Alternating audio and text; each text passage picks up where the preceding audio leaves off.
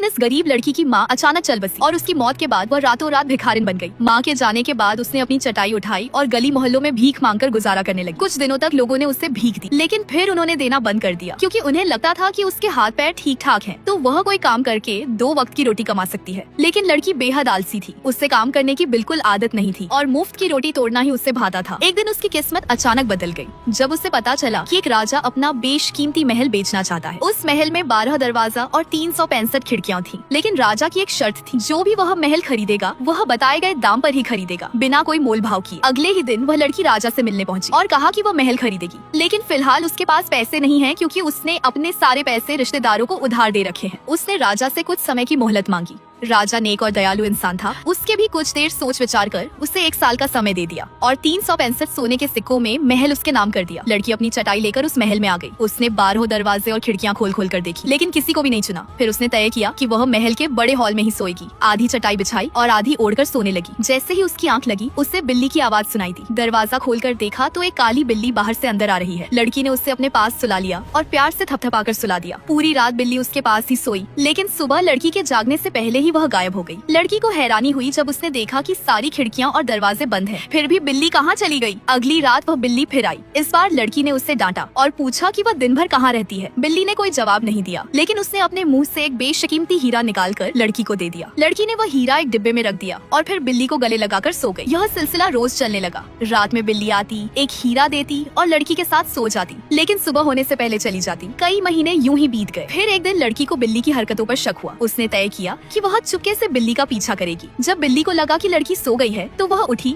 और बाहर के दरवाजे से नीचे जाने लगी। लड़की चुपचाप उसके पीछे पीछे चलने लगी। नीचे पहुंचकर लड़की दंग रह गई। वहाँ एक पेड़ था जो हीरो और सोने से लदा हुआ था। तभी उसकी नजर सामने के दृश्य पर पड़ी, जिसे देखकर वह स्तब्ध रह गई। बिल्ली अचानक एक सुंदर युवक में बदल गई थी। लड़की चुपचाप ऊपर लौट आई और सोने का नाटक करने लगी। अगली रात बिल्ली फिर से हीरा लेकर आई, लेकिन इस बार लड़की बहुत गुस्से में थी। उसने बिल्ली को पकड़ लिया और पूछा कि वह असल में कौन है। उसने पिछली रात पेड़ से चुपके से तोड़े गए कुछ हीरे भी दिखाए। बिल्ली जोर से चिल्लाई और उसी पल महल की सारी खिड़कियां और दरवाजों के शीशे चकनाचूर हो गए। बिल्ली का रूप बदल गया और वह एक सुंदर राजकुमार में बदल गया। राजकुमार ने बताया कि वह राजा का बेटा है और उस पर एक श्राप था। जब कोई उसकी असलियत जान लेगा तभी वह श्राप टूटेगा। लड़की ने उसकी सच्चाई जान ली थी, इसलिए वह आजाद हो गया था। उसने लड़की का धन्यवाद किया और सारे हीरे उसे तोहफे में दे दिए। लड़की ने वे हीरे बेचकर सोने के सिक्के खरीदे और राजा से महल को पूरी तरह खरीद लिया। बाद में दोनों ने शादी कर ली।